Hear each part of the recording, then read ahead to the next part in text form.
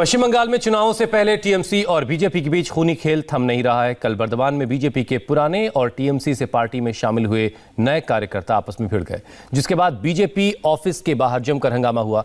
BJP office में तोड़फोड़ हुई, आगजनी हुई। आखिरकार पुलिस को बल प्रयोग करना पड़ा। हालांकि बीजेपी के नेता अब इस मामले पर सफाई दे रहे हैं और इसे टीएमसी की साजिश बता रहे हैं। बंगाल में चुनाव से पहले ही बवाल। बर्दवान में बीजेपी ऑफिस में तोड़फोड़।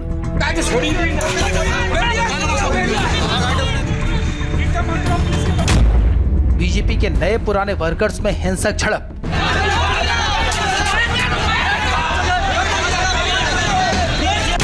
हंगामा, तोड़फोड़ और आगजनी।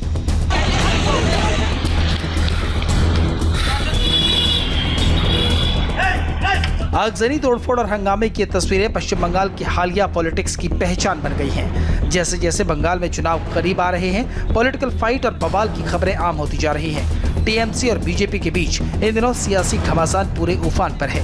यही वजह है कि हर रोज बंगाल के किसी न किसी इलाके से टीएमसी बीजेपी के कार्यकर्ताओं की जंग की तस्वीरें आती रहती हैं। बर्दवान में बीजेपी कार्यकर्ताओं के बीच हुई आपसी झड़प भी उसी नफरत वाली पॉलिटिक्स का एक चैप्टर है। गुरुवार को तृणमूल कांग्रेस की बड़ी संख्या में नेता और कार्यकर्ता बीजेपी ज्वाइन कर रहे थे। बताया जा रहा है कि इससे बीजेपी के पुराने कार्यकर्ता नाराज हो गए, जिसके बाद बर्दवान में बीजेपी के पुराने वर्कर्स और टीएमसी में शामिल होने आए नए कार्यकर्ताओं के बीच भिड़ंत हो गई। पुराने कार्यकर्ताओं ने तृणमूल कांग्रेस का झंडा छोड़कर बीजेपी में शामिल हुए नए कार्यकर्ताओं पर गुस्सा उतारा। दोनों गुटों की तरफ से एक दूसरे पर जमकर पथराव किया गया। इस झगड़े में बीजेपी कार्यकर्ता घायल हो गए। हंगामा कर रहे कार्यकर्ता यही नहीं रुके, पार्टी दफ्तर के बाहर खड़ी गाड़ियों को आग के हवाले कर दिया। दो गुटों की हिंसक झड़प का अखाड़ा बन गया। हालात इतने बिगड़ गए कि पुलिस को बल प्रयोग करना पड़ा, लाठी भांजनी पड़ी।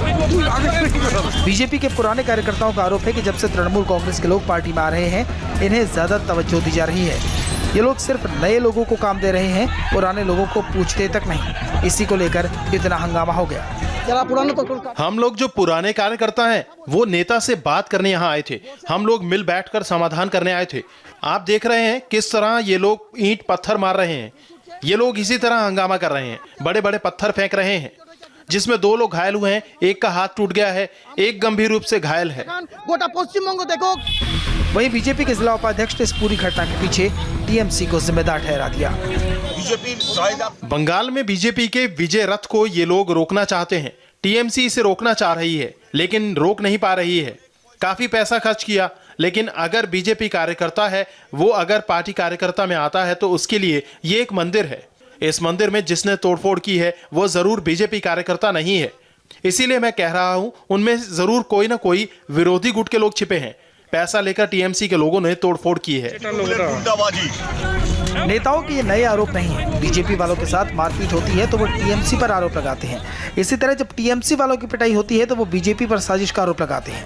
पिछले कुछ दिनों से लगातार बीजेपी में टीएमसी के नेता और कार्यकर्ता शामिल हो रहे हैं, लेकिन वर्तमान में जो कुछ हुआ उसने इस अदला बदली के साइड इफेक्ट को सामने ला दिया।